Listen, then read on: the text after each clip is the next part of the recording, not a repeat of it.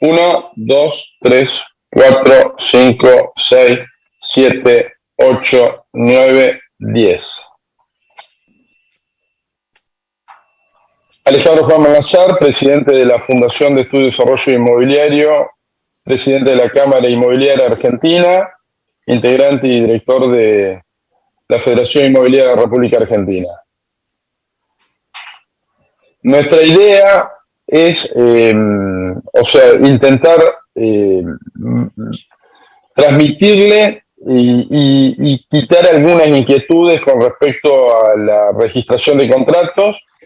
Por ese motivo hemos solicitado la AFIP y con tanta amabilidad no han aceptado la propuesta, así que bueno, esto se va a transmitir a toda la Argentina y a cada una de las instituciones. Así que bueno, le pediría a Patricia Bacana Rebaja la presentación y el agradecimiento de parte de todos nosotros.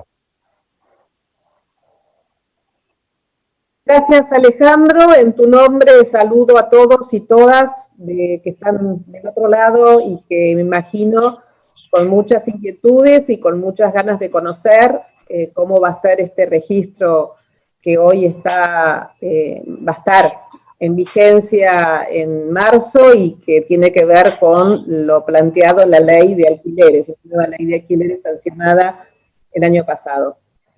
Así que como subdirección de Relaciones con los Contribuyentes, quería agradecerles la participación y es importante escuchar también cuáles son sus inquietudes y poder luego retomarlas a partir incluso de la presentación que va a hacer Hernán Cruels, que es del área de fiscalización, quien es además el que más concretamente y con mayor profundidad va a poder dar a conocer en qué consiste este registro, sobre el cual también es cierto, quería avisarles que hemos tenido en otras oportunidades también reuniones con cámaras inmobiliarias previos a la confección de esto para escuchar también propuestas, así también como la Asociación de Inquilinos, respecto de sus inquietudes de cómo generar un instrumento que sea accesible, simple y que sea beneficioso para todas las partes. Así que les agradezco mucho y si te parece, Alejandro, le pasamos la palabra a Hernán Cruels. Bien. Hola, buenas tardes.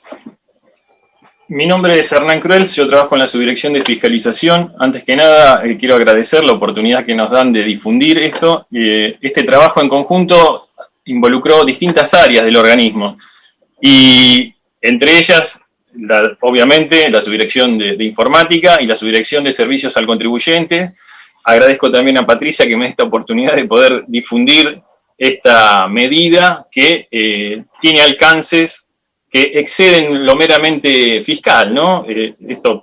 Esta reforma que se dio, la parte de la registración de contratos es uno de los puntos de la denominada ley de alquileres. Yo tengo una presentación que quiero compartir con ustedes y ahora la voy a subir para hacer más fácil la diserción, ¿no?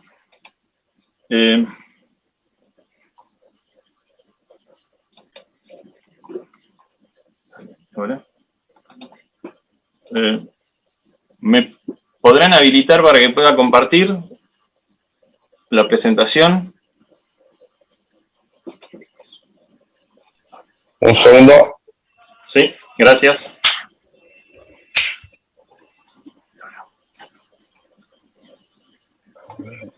Bueno, les comento, la ley 27.551, que fue sancionada ya está como coanfitrión. Junio del año pasado, promulgada el 29 de junio y publicada en el Boletín Oficial el 30. Comenzó a regir a partir del 1 de julio de 2020. Dentro de las disposiciones que implicaron modificaciones al Código Civil, uno de los artículos obliga, digamos, a hacer una registración de contratos que queda a cargo de la Administración Federal de Ingresos Públicos. Asimismo, no solamente que impone, digamos, la obligación de implementar una registración de esas operaciones de locaciones, sino que también introduce una obligación para los juzgados, que es cuando existe una demanda judicial, el juzgado debe informar a la AFIP o debe consultar a la AFIP si el contrato en sí está o no registrado. Con lo cual, también tiene otro tipo de elementos que están jugando que exceden meramente lo tributario o lo fiscal o lo que responde a la AFIP. A ver si puedo hacer la presentación. ¿Estás de coanfitrión? ¿Sí? Sí. Uh-huh.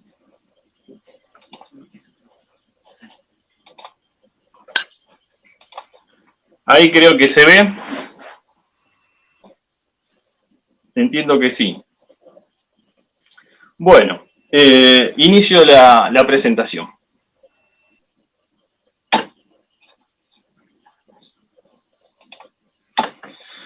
Bueno, como les comentaba, el artículo 16 de la ley implementa un registro de locaciones. Ahora bien, las locaciones de inmuebles, obviamente situadas en nuestro país, porque no podemos reglamentar o imponer obligaciones sobre bienes situados en otras jurisdicciones, ¿no? Bueno, los contratos que quedan alcanzados son de locaciones de bienes inmuebles urbanos y rurales, tanto los suburbanos como los subrurales, como las sublocaciones y como los subarriendos.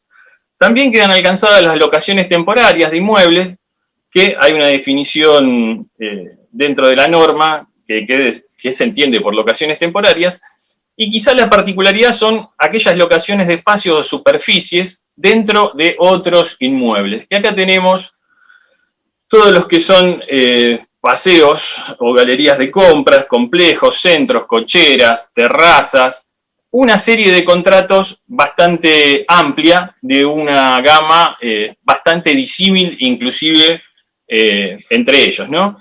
Obviamente, las operaciones económicas sobre bienes inmuebles tienen una diversidad y una amplitud muy grande, lo cual a veces, normativamente, cuesta bastante delimitar, ¿no?, los alcances que tienen este régimen.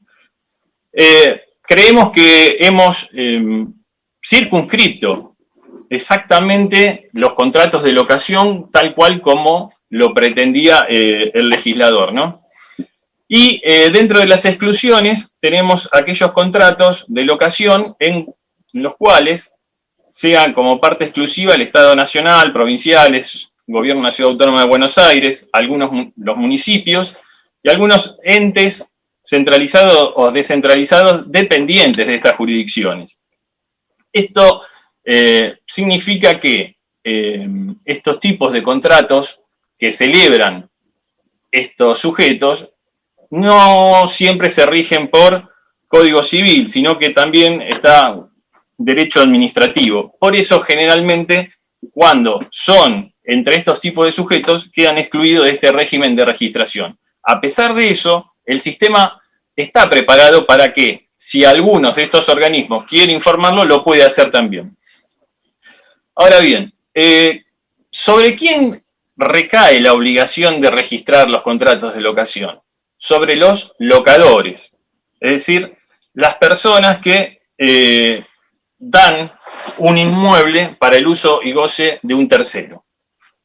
Ahora bien, quiero aclarar que la obligación recae sobre estos sujetos y no sobre los intermediarios, porque por ahí he tenido consultas respecto de que por qué la obligación recae sobre los intermediarios. No, los intermediarios tienen la posibilidad de informar o registrar, digamos, los contratos por el sujeto obligado principal, por el locador.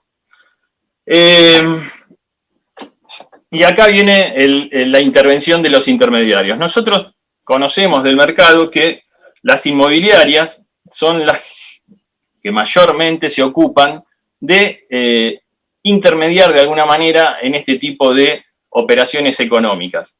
Entonces, lo que se previó en el sistema es que ellos puedan también informar en representación de los locadores o arrendadores este tipo de contratos. ¿Para qué? Para facilitar, digamos, las operaciones, facilitar el cumplimiento, y dentro de los servicios que presta la inmobiliaria, entre comillas, también tiene la facultad de poder informar estos tipos de contratos de una manera rápida y sencilla.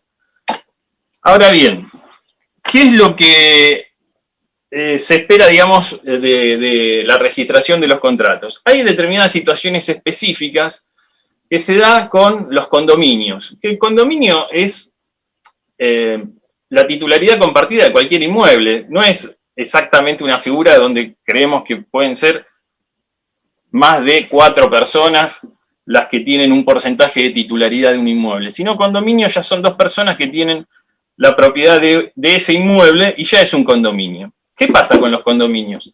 Los condominios, algunos condominios, están perfectamente identificados ante la AFIP, tienen número de quit, porque realizan determinadas operaciones alcanzadas, grabadas con el impuesto al valor agregado. Y por eso tienen quit. Pero es necesario que se registre el condominio que tiene en alquiler un inmueble que va con destino habitacional. No, no es necesario. Cualquiera de los condóminos puede informar ese contrato de locación simplemente subiendo, digamos, el contrato al PDF, cumpliendo el resto de datos que pide el sistema y cargando los porcentajes de titularidad y de renta que tiene cada uno de los componentes de ese condominio. Es decir, si un condominio no está inscrito, porque no es obligatorio inscribirse o tener una quit, tranquilamente cualquier sujeto que sea parte de ese condominio, cualquier condominio, puede registrar el contrato. Lo único que va a tener que tener en cuenta es completar el 100% de titularidad de ese inmueble y la forma de distribución que tiene esa renta, ese alquiler que cobra. Bien, la forma de registrar, generalmente hay un servicio que se llama RELI contribuyente. Se llama Régimen de Registración de Locaciones de Inmuebles RELI contribuyente. ¿Por qué se separa o le hago mención a RELI contribuyente? Porque también hay otro que es RELI juzgado, que después vamos a ver que es para algo específico. Ahora bien, dentro de este servicio RELI contribuyente, van a poder dar de alta todos los contratos que ya vimos, ya sean locaciones urbanas, locaciones rurales, ya sean locaciones temporarias o el tema de los alquileres de superficies fijas o móviles dentro de otros inmuebles, ese famoso inciso D del artículo 2. El ingreso es bastante sencillo, fácil, es con clave fiscal y están previstos 2 tipos de clave fiscal. El locador tiene que tener una clave fiscal de seguridad nivel 3, como la mayoría de los servicios en los cuales acceden, digamos, a interactuar con nuestro organismo. Básicamente hay que completar una serie de datos mínimos respecto del contrato y hay que adjuntar una documentación en PDF o JPG del contrato celebrado. Una vez que hacen la transacción con el sistema, hay un acuse de recibo de la transacción efectuada y a su vez hay un código verificador de esa registración de contrato. Obviamente que una vez que dimos de alta un contrato, cualquiera de las personas involucradas va a tener la opción de consultar dentro del servicio ese contrato que fue subido o registrado. ¿Cuáles son las operaciones o las transacciones informáticas que tienen que tener en cuenta con relación a RELI? El alta de un contrato, las modificaciones que se dan a ese contrato. Esas son las 2 transacciones más importantes y las 2 obligadas que tienen que ser registradas. Dentro de las modificaciones, se incluyen también aquellas bajas anticipadas, rescisiones o extinciones de común acuerdo que se dan antes del plazo fijado, ¿no? Un contrato de locación urbana tiene un plazo de 3 años y por X motivos las partes lo rescinden de común acuerdo. esa rescisión es una modificación del contrato y debe ser informada. Debe ser informada dentro de los mismos plazos que está la celebración del contrato, dentro de los 15 días corridos posteriores de producidas. El sistema también tiene una ventaja con relación a aquellas renovaciones que se van dando de los contratos de locación. Y está preparado el sistema para que, en los casos en que se produce este nuevo contrato, esta renovación de una locación, sea automáticamente tildando una de las opciones, directamente les trae todos los datos precargados y lo único que deberían adjuntar es el nuevo contrato en PDF. Con lo cual creemos que esto también facilita, digamos, el cumplimiento y hace que el sistema sea mucho más llevadero y práctico para el usuario. Bien. ¿Qué pasa con el inquilino? ¿El inquilino está obligado con el régimen de registración de contratos? No totalmente. Tiene la posibilidad, el inquilino, de aceptar voluntariamente cuando es informado en ese contrato. ¿Cómo se entera? Ingresando al servicio de Reli y el servicio le va a mostrar aquellos contratos en que aparezca como locatario. ¿Tiene que hacer algo con el servicio de Reli, con esta registración de contratos cuando fue informado? No, es completamente voluntaria. Él puede aceptar los datos del contrato, no aceptarlos o no hacer nada con ese contrato que figura y que lo puede consultar. ¿Sí? Ahora bien, además de esto, además de esta no obligación, porque es una declaración voluntaria de aceptación, también puede el mismo inquilino informar de alguna manera un contrato en el cual interviene y el locador no lo hizo. Esto está previsto en la propia ley 27.551, que es la que obliga, digamos, a registrar todos los contratos de locación, y es una declaración voluntaria, repito, no es obligatoria. El inquilino no tiene ninguna obligación con Reli, simplemente tiene las facilidades del sistema para informar determinadas situaciones, para enterarse, para conocer en qué contratos él figura como locatario y puede aceptar o no ese contrato. Y además, si tiene algún tipo de diferencia o cuestiones, la puede informar también dentro del propio servicio. Por último, dentro de los distintos módulos que tiene este servicio, existe uno específico que es para los juzgados, que yo algo ya les adelanté, que en determinadas situaciones los juzgados deben comunicar a la AFIP la situación de la registración o no de estos contratos. Este tiene un servicio específico que se llama Registro de Locaciones de Inmuebles Reli Juzgados y es de uso exclusivo para todos los organismos judiciales.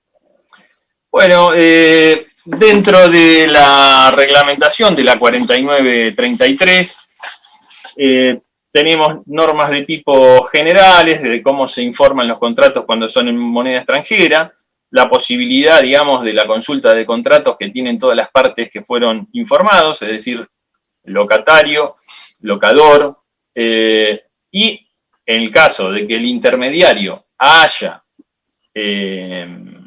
cumplido la obligación a nombre del locador, también accede a esta consulta. También se prevé específicamente que los contratos de inmuebles rurales deben ser informados o registrados en el Reli, con prescindencia de las obligaciones que tienen que cumplir con el sistema integrado de SISA. ¿Esto por qué?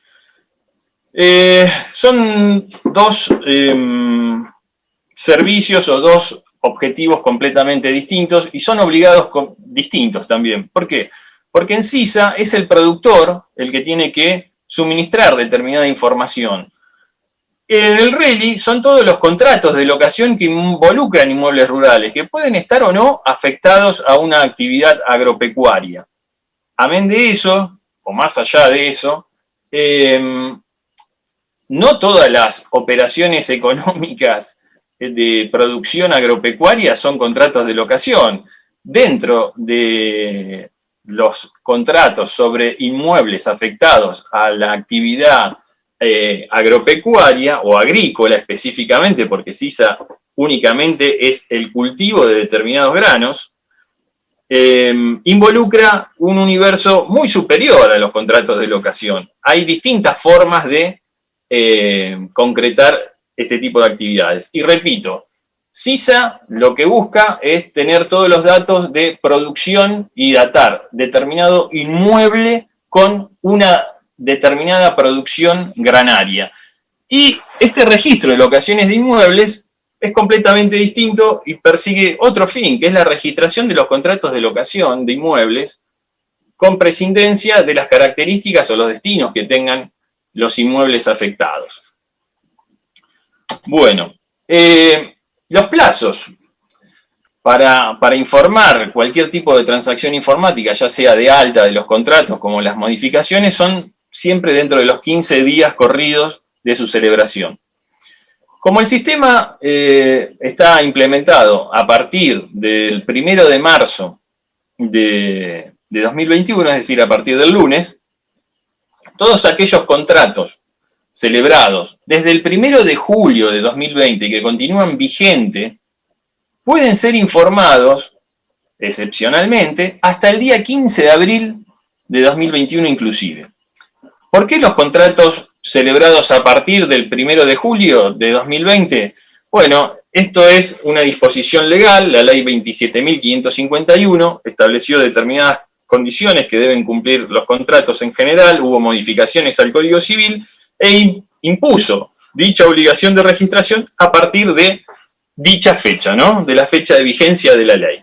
Ahora bien, un contrato celebrado al 1 de julio de 2020 y que no continúe vigente al 1 de marzo de 2021 no debe ser informado en RELI. De todas maneras, el sistema está preparado para aquellos sujetos que entiendan que sí, lo pueden ingresar tranquilamente o registrar, ¿no?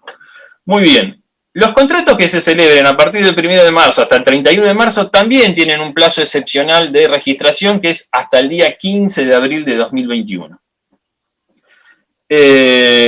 Dicho todo esto, perdón la rapidez en la presentación o las normas, voy a intentar brindar o mostrarles cómo funcionaría o cómo funciona el servicio que va a estar disponible a partir del lunes.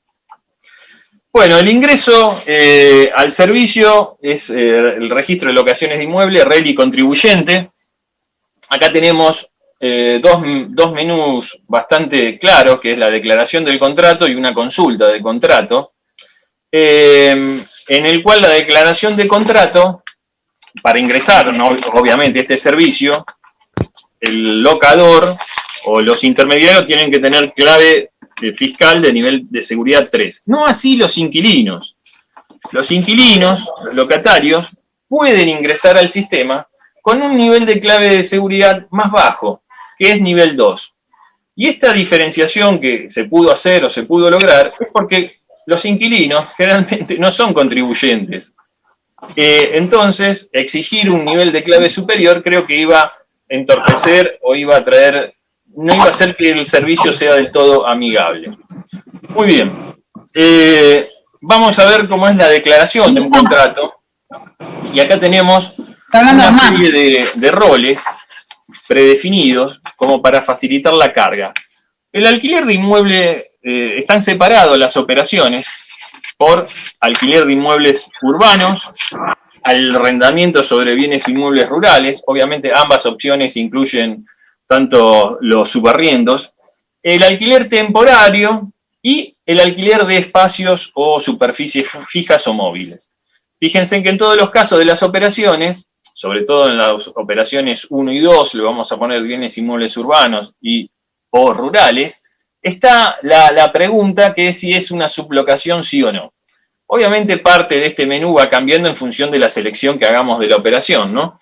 Y para el caso específico que vamos a ver de alquileres de bienes inmuebles urbanos, el rol del informante va a estar dado porque puede ser locador y propietario, puede ser locador solo, puede ser inquilino, que es esta funcionalidad que les comentaba, que es una declaración voluntaria que hace el inquilino del contrato, y para el caso de los intermediarios en forma general. Una vez que se define, digamos, el rol del servicio, se van desplegando distintas pantallas. Vamos a ver el caso de que el propio locador es también propietario de ese inmueble. Y acá lo que le va a pedir siempre, con prescindencia del rol el cual marcó, digamos, en la registración de contrato, es completar siempre el 100% de la titularidad del inmueble y el 100% de la locación. ¿Por qué? Consideramos que las variantes que tienen los contratos de locación son innumerables. Y hay muchísimos casos, no solo que el porcentaje de titularidad es compartido entre varios, sino que también a veces los porcentajes de la locación pueden ser compartidos. Esto es en función de quién declara o quién se asigna, digamos, determinada renta. También se previó el caso de que cuando la titularidad corresponda a un sujeto del exterior, que identifique simplemente quién es el representante en el país y el país de residencia del titular de ese inmueble. Bien, los datos del inquilino siempre le va a pedir un CUIL CDI o un número de documento. Le va a preguntar también si esa persona se considera residente en el exterior o no, y el país de residencia en su caso. Esto se da muy puntualmente para determinadas situaciones excepcionales. Lo que intento decir es que el sistema está preparado para la universalidad de contratos u operaciones económicas que se presentan dentro de las locaciones. Bueno, el tercer paso para dar de alta un contrato son los datos específicos del inmueble. Acá, en principio, el sistema le va a traer a la persona, depende del rol que marcó, digamos, al inicio del alta del contrato, los domicilios que tienen registrados de bienes inmuebles en las declaraciones juradas de bienes personales y o ganancias. Obviamente, en el caso de que un rol de locador, que haya marcado locador, esta información no la va a ver porque nosotros no sabemos exactamente si resulta o no propietario de un inmueble ni le podemos mostrar nada. Únicamente este tipo de ayuda o este tipo de información la vamos a dar cuando se trate de un locador y propietario. Los datos de identificación del inmueble son muy sencillos. Hay una tabla, un desplegable, esto funciona con desplegables, en el cual identifica el tipo de inmueble y el destino que va a tener ese inmueble, el domicilio, y no hay muchos más en el caso de que se trate de un inmueble urbano. Para los rurales tampoco cambia demasiado, lo único que pide es una superficie total. Dicho esto, digamos, identificado el inmueble, después el sistema pide los datos de un contrato del alquiler, ¿no? Y acá hay que ver ya las cláusulas específicas que tienen cada uno de estos contratos de locación. Obviamente siempre van a existir tres tipos de fecha, que es la fecha de celebración, la fecha de inicio de ejecución, digamos, de ese contrato y la fecha de finalización. Hay un campo relacionado con modalidades de pago, el cual consideramos que se previeron todas las alternativas posibles que existen en el mercado y hay combinaciones de estas alternativas. También se solicita, en los casos que correspondan, si hubo o no intervención de algún tipo de intermediario, hubo una intermediación inmobiliaria o hay alguien más que se quiera agregar, digamos, al contrato. Y por último, se finaliza, digamos, esta registración del contrato subiendo un archivo en PDF o JPG. Una vez que se cargaron todos esos datos y se cumplieron con determinadas validaciones que tiene el sistema, ya estamos en condiciones de aceptar, digamos, y registrar nuestro contrato. previamente va a salir una pantalla con la confirmación de todos los datos ingresados como un resumen para que el agente de información, el usuario, pueda revisar los datos y corregir aquellos que considere que no son correctos, y finalmente aceptar y dar de alta ese contrato con la confirmación de la transacción. Una vez que lo dio de alta, lo va a poder consultar en el menú inicial.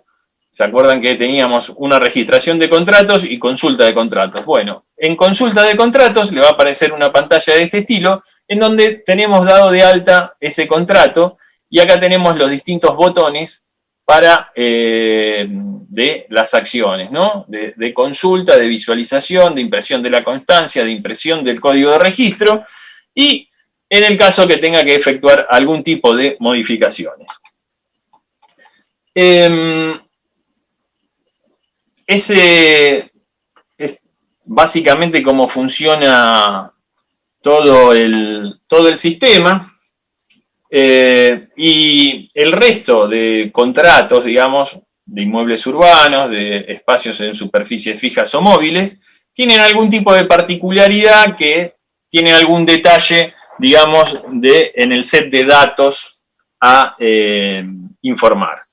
Entendemos que el sistema lo hemos probado y funciona relativamente ágil, rápido, sencillo y fácil de interactuar con el sistema. Bueno, no sé si quieren que pase a algunas preguntas que he recibido.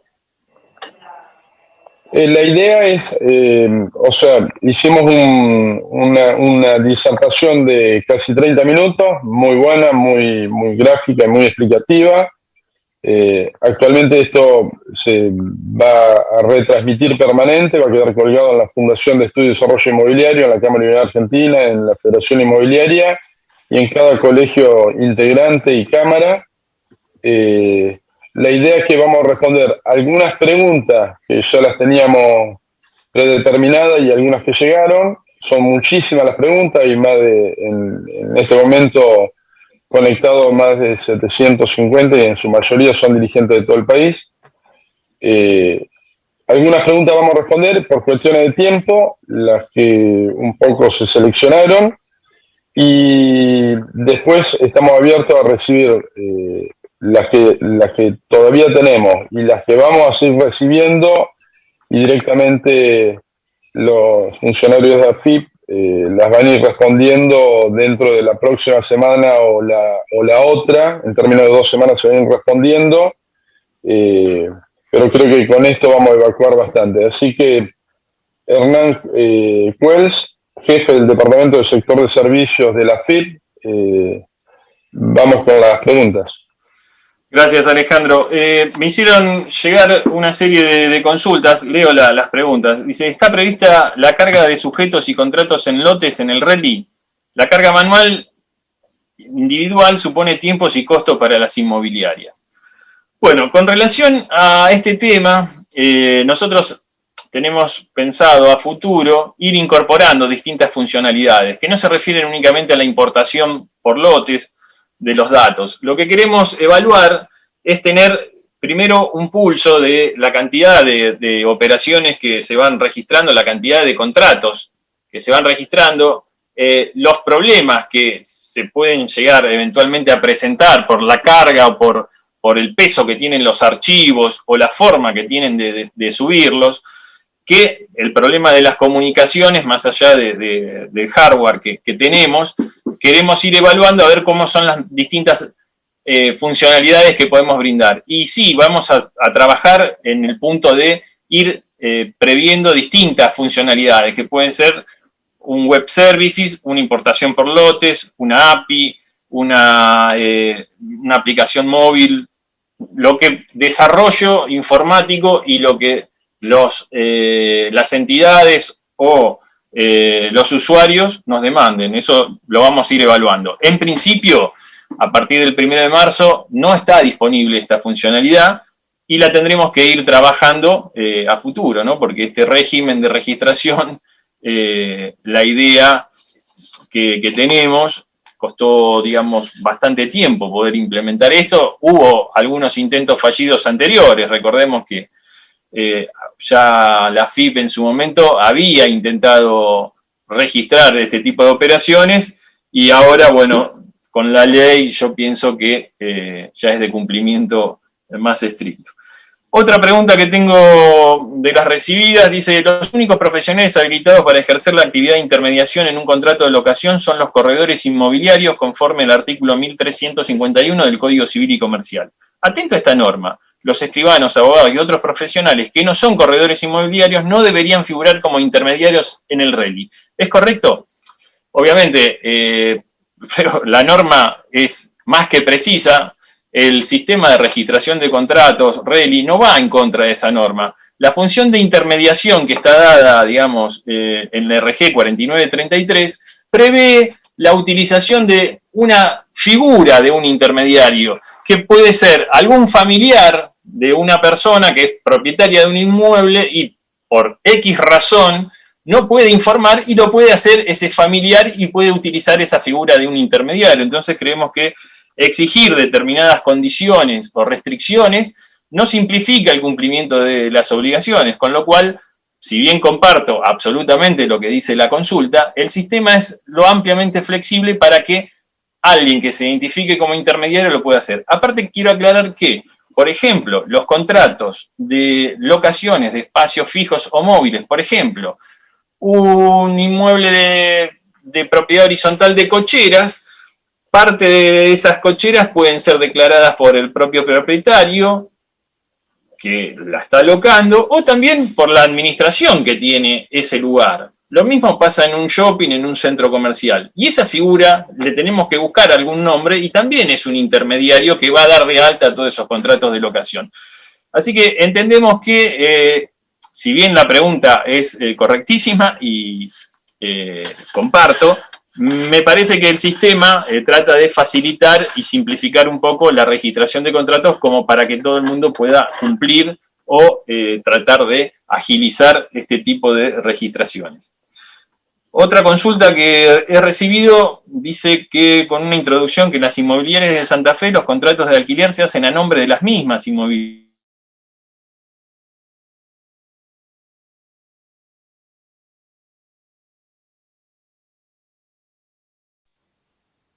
Se cortó la transmisión, tenés un problema de conectividad, no sé si lo podés volver a retomar.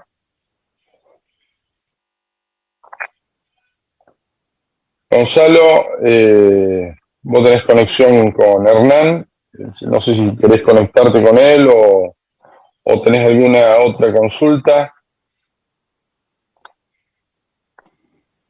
Ya le pregunto a ver si se puede conectar y seguimos. Ok.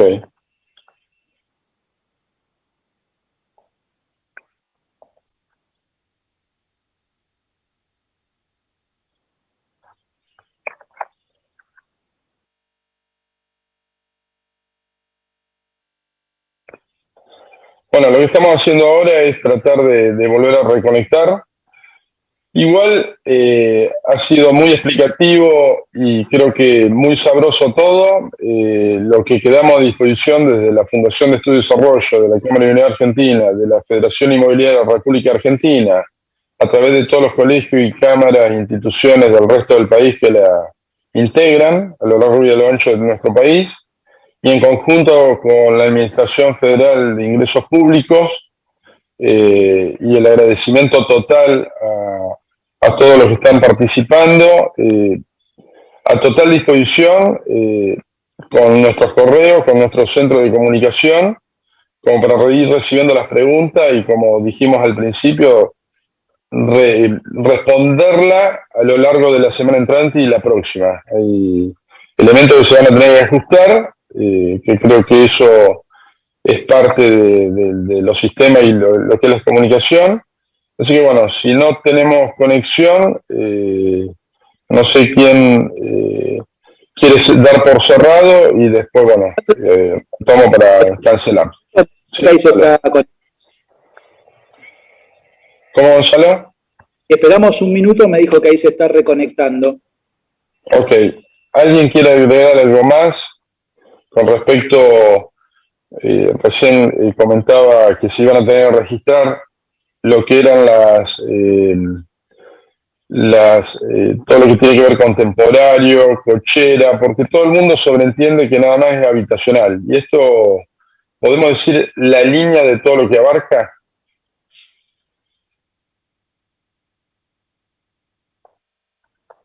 Habitacional. ¿Cómo? No se te escuchó. Gonzalo o Patricia Vaca Narvaja, si pudiéramos decir el listado de todo lo que abarca la registración de contratos.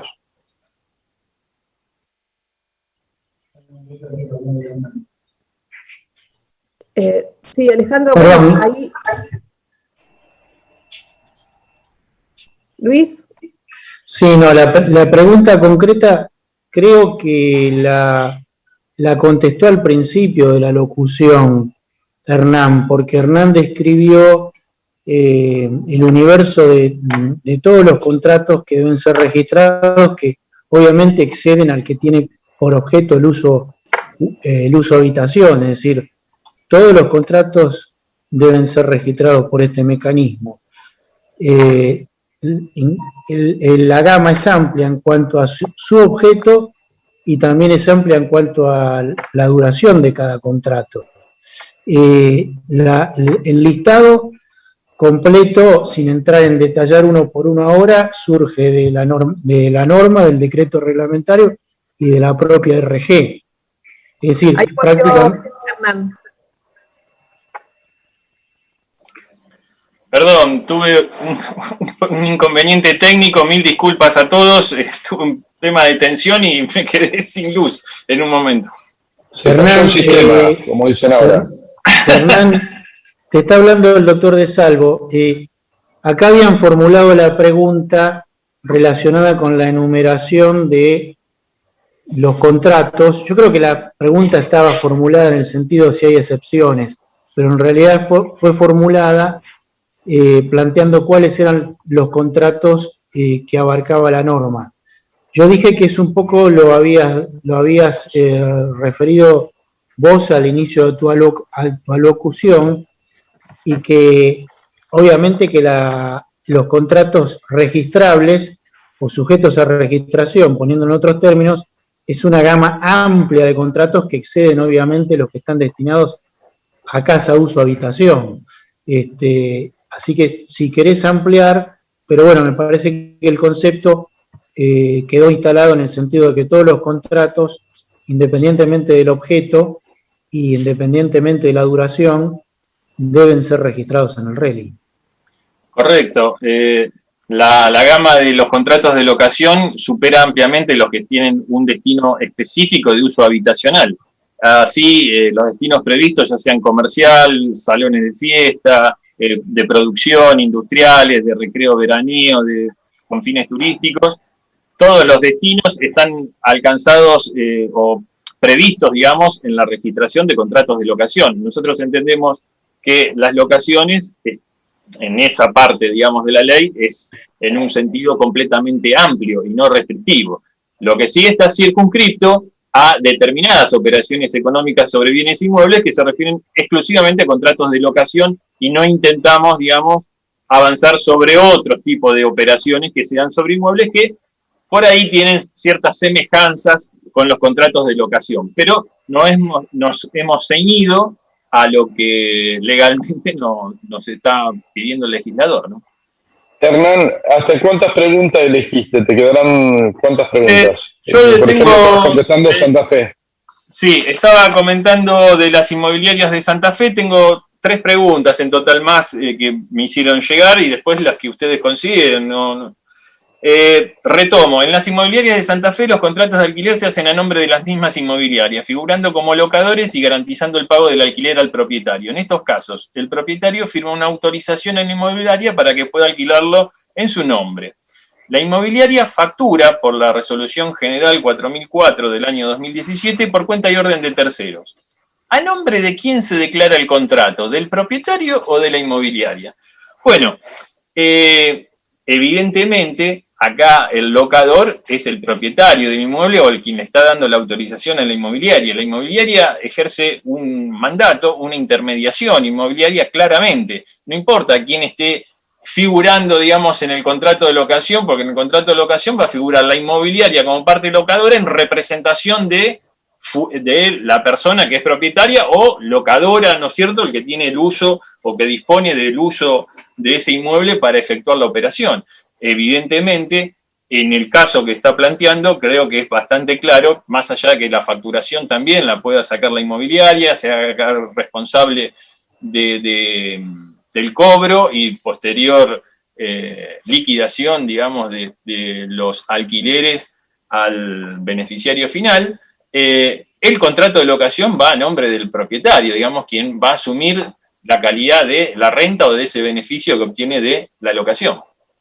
La otra pregunta que me hacen es cómo se procede a informar en caso de los familiares que perciben el alquiler como autorizados, pero no son los propietarios. Por ejemplo, hijos inscriptos que cobran por padres ancianos que no se inscriben en AFIP o hijos que cobran alquiler de propiedad de padres separados. Bueno, el régimen de registración de contratos tiene varias ventajas. Por eso cuando expuse, dimos de alta un contrato en un tipo de operación que era locador y propietario a su vez. En este caso tendría que ingresar al sistema como locador. Y ahí el propio sistema le va llevando a que declare de quién es el inmueble y cómo se distribuye esa renta del alquiler.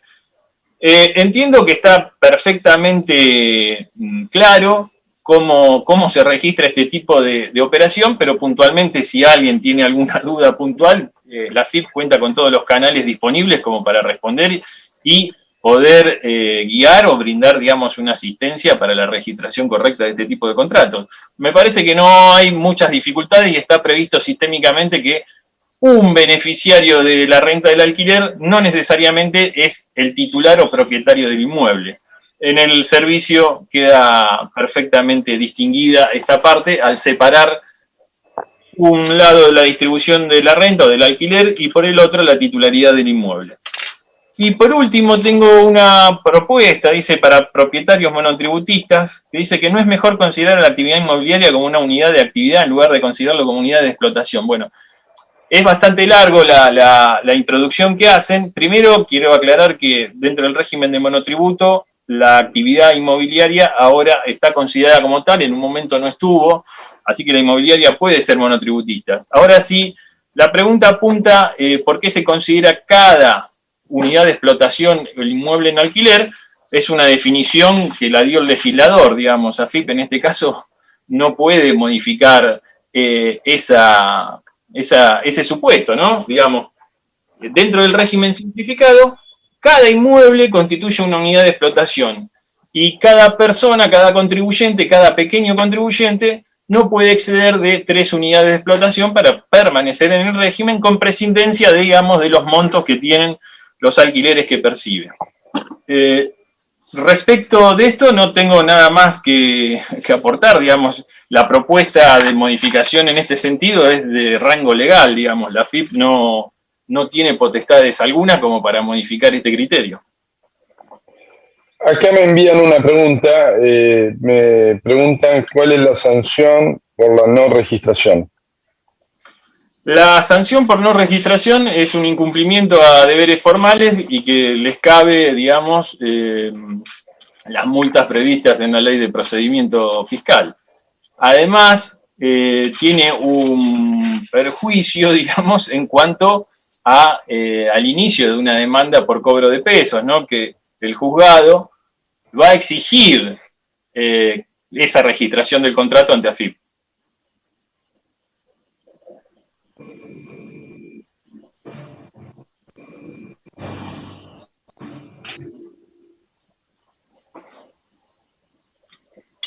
Hola.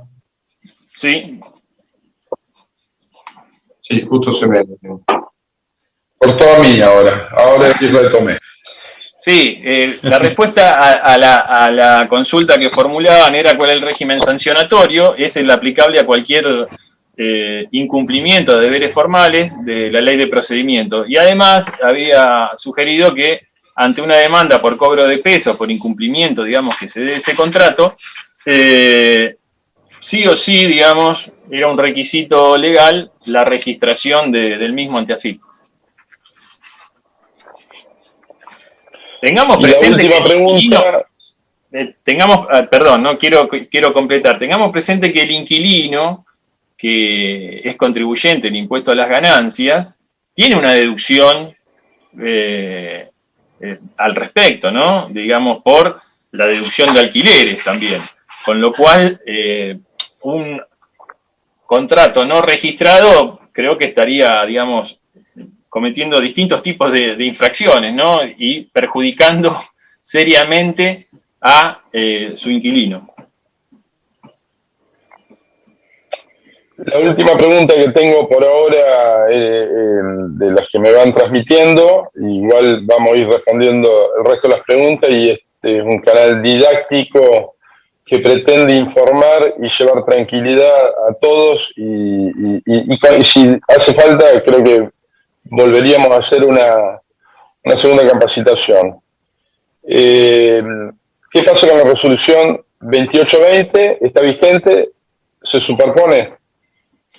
No, la resolución 2820 había quedado ya derogada hace bastante tiempo, pero a efectos de facilitar o ordenar todo el amplio espectro de resoluciones generales que tenemos, en esta, precisamente en la RG 4933, en el artículo 20, directamente se abroga todo el régimen de la 2820. La resolución general 2820, ya algunos de sus capítulos u operaciones habían quedado completamente derogadas.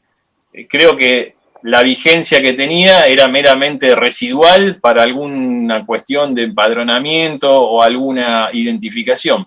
Directamente la resolución general 2820, junto con otras, por el artículo 20 de esta 4933, ha sido dejada sin efecto. Bueno, si no tienen más que agregar, estamos cumpliendo con el horario. Le agradezco a todos. Patricia Vaca Narvaja, quisieras decir unas palabras y después damos un cierre. Sí, Alejandro, bueno, la verdad que muy bien, Hernán, ha sido muy gráfica, muy simple, muy completa, muy sencilla. Y una vez más, Alejandro, en tu nombre saludar a todos y todas, y quedamos a disposición todas las inquietudes, porque esto, bueno, fue la primera presentación, para que seguramente después cada uno va a ir profundizando y viendo.